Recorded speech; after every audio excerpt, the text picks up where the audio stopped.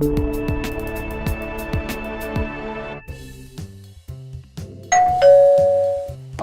it's the doorbell. Come in. Mailman Gordon. Why, it's me. Our favorite mailman. Hey, folks. How you doing, Pete? Good. What?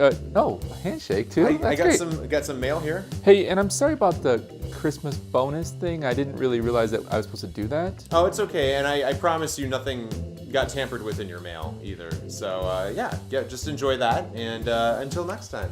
Great. Mailman Gordon. everybody. Gordon. All right, let's see what he brought us. Oh, viewer mail. I love this stuff. Let's see what it is. Okay, this looks like a good one from Chris the Controller. Chris writes, we've been using CRM for 3 years now and had a consultant quote us $5,000 to integrate 10 custom fields from our CRM system to our ERP system. While the thought of this is great and something that we could use, we won't have the budget to do this until end of year.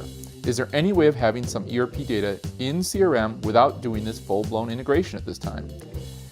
You know, Chris, that's a great question. We see that kind of stuff a lot. And if you're okay without having the real-time integration, it's very easy to create a manual integration that you can run on a regular basis, either, whenever you want, once a week, once a day, whatever it is that you want.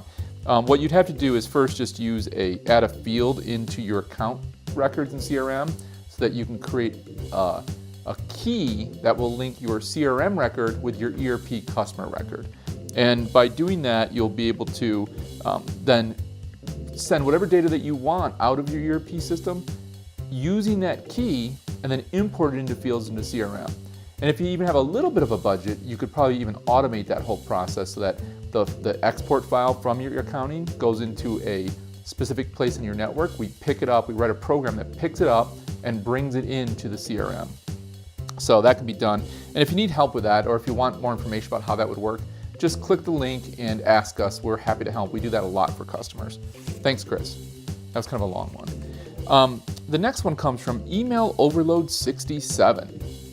Our company uses email a lot. Join the club.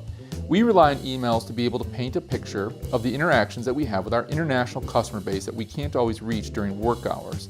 That makes sense. I understand that CRM will integrate with our mail server. I'm just worried that it'll take all the emails that we receive and put them in CRM, and that's not what we want. Yeah, that is a common concern. In fact, we hear from prospects all the time that want all their emails to come into CRM. We advise against it for two reasons. One is it'll fill up your database pretty quickly. It'll just put a lot of records into your CRM system.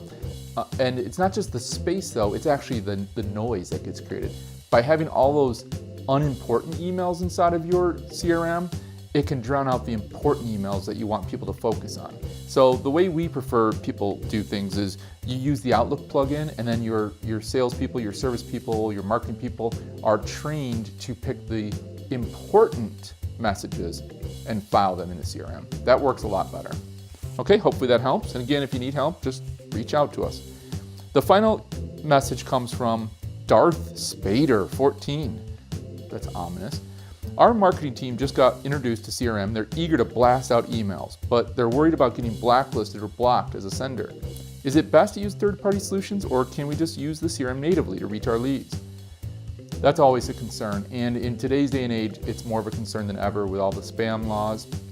So if you're going to send out emails in bulk, even if it's to people that are known customers, people that have signed up, people that are friends of yours, you got to be careful. So what we recommend is if you're going to do any kind of bulk messaging for, let's say, 50 or more emails, probably even 30 or more emails, you probably want to use a third-party system.